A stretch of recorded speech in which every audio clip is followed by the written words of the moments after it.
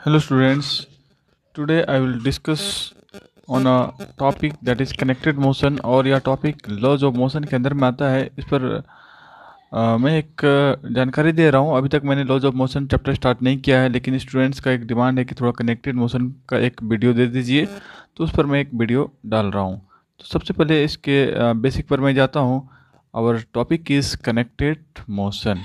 देखिए, connected motion में आपको ऑलमोस्ट क्या दिखाई पड़ेंगे, तो वो सबसे पहले समझने की ज़रूरत है। आपको एक पुली दिखाई पड़ेगी, जैसा कि आप देख पा रहे हैं।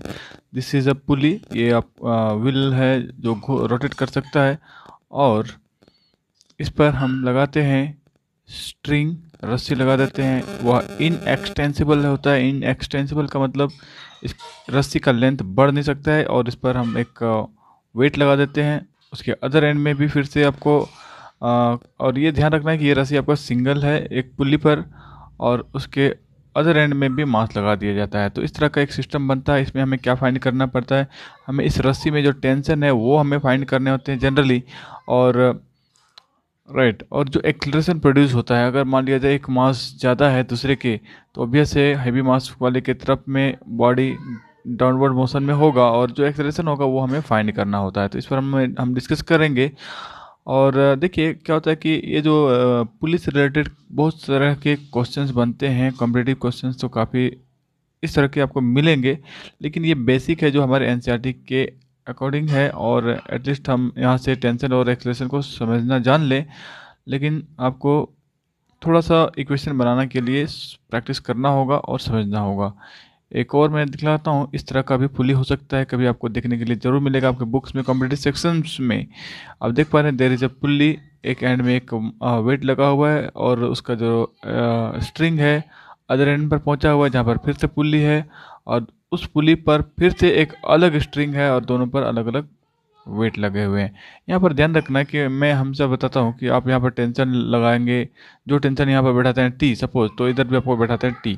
इस वाले में क्या होगा, दो अलग रस्सी है, एक ये है दूसरा ये है। तो इस वाले को आप T1 कहिए, इस वाले को आप T2 कहिए। और फिर यहाँ पर कई तरह की चीज़ हैं। एक एक्सेलरेशन इस वाले सिस्टम का होगा, और फिर ये दोनों आपस में डिफरेंस वेट होने की वजह से मोशन में है, तो क्या होगा, इसके कंपेयर में इसका मोशन होगा। या ऑल ओवर कहने का मतलब है कि इस क्वेश्चन में एक एक्सेलरेशन इसका क्या होगा, इस वाले का क्या होगा, इस वाले का क्या होगा। तो एक ये थोड़ा कॉम्पिटिटिव टाइप का क्वेश्चन है, लेकिन लेफ्ट हैंड साइड का डायग्राम जो देख पा रहे हैं ये आपके 12th क्लास के लेवल का है, और इसे आप समझ सकते हैं। तो हम लोग आते हैं उस टॉपिक पर। चलिए, so first of all I will discuss in the connected motion. आप देख पा रहे हैं there is a pulley and this red thread which is string in extensible string. इसका जो लेंथ है, अगर ये 5 मीटर का है तो 5 से 5.1 नहीं हो सकता है। ये आपके क्वेश्चन में अक्सर लिखा हुआ मिलेगा, और इसका मीनिंग आपको समझ में आना चाहिए कि क्यों हर बार क्वेश्चन में इन एक्सटेंसिबल लिख दिया जाता है। तो ये कंडीशन होती है। और suppose one end there is a mass capital M, another end there is a mass small M. अब आपको खुद से सब कुछ करना है। You have to find tension. कहाँ टेंशन होता है, तो इस रस्सी में टेंशन होता है, और इस सिस्टम में क्या एक्सेलरेशन प्रोड्यूस हो रहा है वो भी हमें फाइंड करना है। तो बहुत सावधानी से हम लोग इसको वर्क करेंगे। क्या करना होगा, समझिए बातों को। तो सबसे पहले आप इस वाले हमें एक फ्री बॉडी डायग्राम बना लेना चाहिए। इसके फोर्स को आप दिखाइए डाउनवर्ड, वेट हमेशा नीचे की तरफ लगती है। कैपिटल एम मास था, जी से मल्टीप्लाई करेंगे, ये बन गया weight of this mass of this body. और इस वाले में भी जी से मल्टीप्लाई करिए, small M into G, that is the weight of this body. Suppose यह एक्सेलरेशन ए है, और ये सिस्टम ध्यान रखना है कि आप A1 A2 ना डाल दें। ये दोनों एक ही स्ट्रिंग से बंधे हैं, और ये दोनों आपस में कनेक्टेड हैं, इसलिए जो भी एक्सेलरेशन होगा पूरे सिस्टम का सेम होगा। Suppose capital M is greater than small M, तब तो एक्सेलरेशन इस डायरेक्शन में ही होगा, ये ऊपर की तरफ जाएगा, और ये वाला लेफ्ट हैंड साइड का जो बॉडी है ये नीचे की तरफ मूव कर रहा होगा। तो हमने एक्सेलरेशन का डायरेक्शन एरो से दिखला दिया है।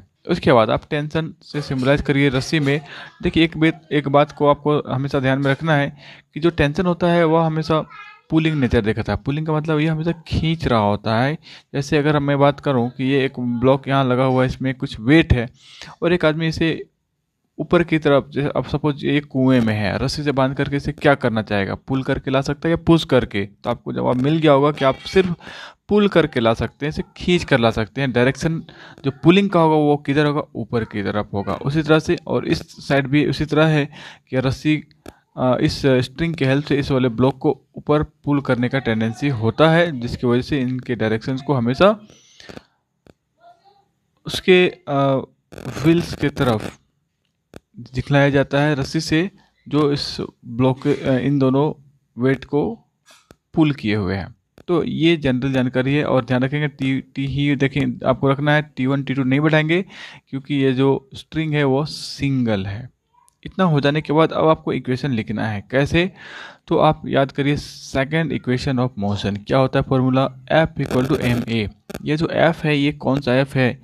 सो दिस इज यह जो फोर्स है, यहाँ हम बात करते हैं कि जब कोई बॉडी एक्सेलरेट करती है। एक्सेलरेट कब करती है? जब उसकी वेलोसिटी में चेंज होता है, और चेंज होता है तो पॉजिटिव हमें एक्सेलरेशन मिलती है, और एक्सेलरेशन तब हो पाएगी जब अनबैलेंस फोर्स लगती है। और जो भी नेट फोर्स है, अगर बैलेंस हो जाएगी तो ये जो आप देख पा रहे हैं ये एक्सेलरेशन हो नहीं पाएगा, ये जीरो हो जाएगा। और राइट, हाँ, एक केस और है एक्सेलरेशन के जीरो होने का, अगर इनका जो वेलोसिटी है यूनिफॉर्म रहे तब। तो चलिए ठीक है, मैं उस पर नहीं आता हूँ, एकदम सिंपल सा वर्क करता हूँ जो यहाँ पर दिखलाया गया है। क्या आप देख पा रहे हैं? लेफ्ट हैंड साइड वेट है mg, और इसके अपोजिट साइड में लगा हुआ है टेंशन T। एक फोर्स है टेंशन, दूसरा अपोजिट साइड में है फोर्स mg। मोशन किधर है? डाउनवर्ड डायरेक्शन में। मैं बात कर रहा हूँ इस एंड में। तो आपको इक्वेशन लिखना है mg माइनस टी। क्या मैंने लिखा है mg माइनस टी? क्यों लिखा? मैं लिखना चाह रहा हूँ नेट फोर्स कितना है। मेरे पास दो ही फोर्स है, एक है mg डाउनवर्ड और एक टेंशन है अपवर्ड। दो ही फोर्स है, दोनों का डायरेक्शन अपोजिट है, तो नेट फोर्स इस पर कितना लगेगा? अगर मैं आपसे बोलूँ कि नीचे 10 न्यूटन फोर्स लग रहा है और ऊपर 5 न्यूटन फोर्स लग रहा है, तो नेट कितना हुआ? 10 माइनस 5 दैट इज 5 न्यूटन। किधर जाएगा 5 न्यूटन से? वो नीचे की तरफ नेट 5 न्यूटन होगा। तो उसी तरह से यहाँ लिखा गया mg minus T that is equal to ma, क्योंकि आप सेकेंड लॉज ऑफ मोशन के हिसाब से लिखते हैं F इक्वल टू ma। अगर आपको एक्सेलरेशन मालूम है तो उस गिवन ब्लॉक का, उस गिवन मास का आप एक्सप्रेशन फोर्स के लिए लिख सकते हैं, and that is equal to mass into acceleration. आपको एक्सेलरेशन आपने मान लिया है दैट इज स्मॉल a, तो आपने इक्वेशन 1 लिख लिया। अब देखिए राइट साइड वाले ब्लॉक पर आते हैं। यहाँ हम देख पा रहे हैं there is a tension T and this is mg weight downward, या ऊपर की तरफ जा रही है। एक्सेलरेशन का डायरेक्शन ऊपर की तरफ है, इसका मतलब टेंशन ज़्यादा है। सपोज यहाँ पर टेंशन 10 न्यूटन है और ये जो mg वेट है ये सपोज 7 न्यूटन है। इसका मतलब क्या हुआ? 10 minus 7 that is equal to 3 newton. तो इस तरह से हमें समझ में आ रहा है कि ये 3 न्यूटन का फोर्स अपवर्ड डायरेक्शन में यहाँ पर लग रही है और बॉडी ऊपर की तरफ जाएगा। अब हम इसके एक्सप्रेशन को लिखने का प्रयास करते हैं। T माइनस mg क्यों लगा? क्योंकि ये टेंशन ज़्यादा है। कैसे समझ में आया? क्योंकि बॉडी ऊपर जा रहा है, ये फोर्स ज़्यादा होगा इस वाले से, तभी ऊपर जाएगा। So this is T minus mg which is equal to ma। ये जो ब्लॉक है स्मॉल m मास का, अगर इसमें एक्सेलरेशन a प्रोड्यूस हो रहा है हमें मालूम है, then we can write according second law of motion ma, क्योंकि हम लोग F इक्वल टू ma लिखते हैं। F की जगह आप इस वाले को लिखिए T minus mg net force on this and it is equal to mass into acceleration. अब देखिए आपको सिंपली इन दोनों इक्वेशंस में सॉल्व करना है to find tension and acceleration, right. तो क्या करेंगे? सिंपली आप सब्सट्रैक्ट करिए, सब्सट्रैक्ट 1 एंड सब्सट्रैक्ट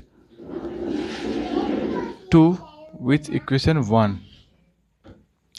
तो आप देख पा रहे हैं यह माइनस टी और प्लस टी ये कैंसिल हो जाएंगे, और आपको एक्सप्रेशन इस तरह से मिलेगा m minus M two G, and right hand side m common है, सॉरी यह एक्सप्रेशन कॉमन है, यह बाहर हो जाएगा, और लेफ्ट हैंड साइड में यह g और यह g कॉमन है, इसे हम लोग बाहर कर देंगे, right. So we get finally acceleration that is equal to capital M minus small m into G divided by m plus m। ये आपको याद रखने का प्रयास करना है, और कभी आप भूल जाएं तो डायरेक्टली इन दोनों का यूज करके फिर आपको फाइंड करना होगा। और इस तरह का स्ट्रक्चर अभी कभी आपको मिले कनेक्टेड मोशन में तो directly you can use this formula, right. इसके बाद हम लोग टेंशन फाइंड करते हैं। टेंशन में देखिए उसी डायग्राम को मैंने फिर से ड्रॉ किया है, और सब कुछ वही है, कैपिटल एम है, स्मॉल एम है, एक्सेलरेशन है, टेंशन सब कुछ सब वही है। और इक्वेशन वही के वही हमने लिख दिया 1 और 2। इस बार क्या करना है, तो देखिए आपने 10th क्लास में पढ़ लिया है मैथमेटिक्स में, आप इक्वेशन को कई तरह से सॉल्व कर सकते थे। आपने एक्सेलरेशन फाइंड किया, M minus M G divided by capital M plus small M. उस वाले एक्सेलरेशन का वैल्यू आप 1 में बैठा देते तो आपको आंसर मिलता, 2 में बैठा देते तब भी आंसर मिलता। ठीक है, तो कई तरीका है आपको सॉल्व करने का, लेकिन मैंने जैसा यहाँ किया है, आई हैव डिवाइडेड 1/2, डिवाइड किया पूरे इक्वेशन को, left hand side right hand side दोनों डिवाइड होंगे तो आप देख पा रहे हैं acceleration will cancel with this a, both are cancel, क्या बचा capital M by M and left hand side M G minus T, ये पूरा term divided by T minus M G. अब इसके बाद आपको थोड़ा सा मेहनत करना होगा, आप इस तरह से क्रॉस मल्टीप्लाई इधर करिए, इस वाले के साथ इधर करेंगे तो finally you will get result T equal to 2 G divided by M plus M. तो इस तरह से हमें किसी कनेक्टेड बॉडीज़ का एक्सेलरेशन और टेंशन फाइंड करने का दो फार्मूला हमें मिला।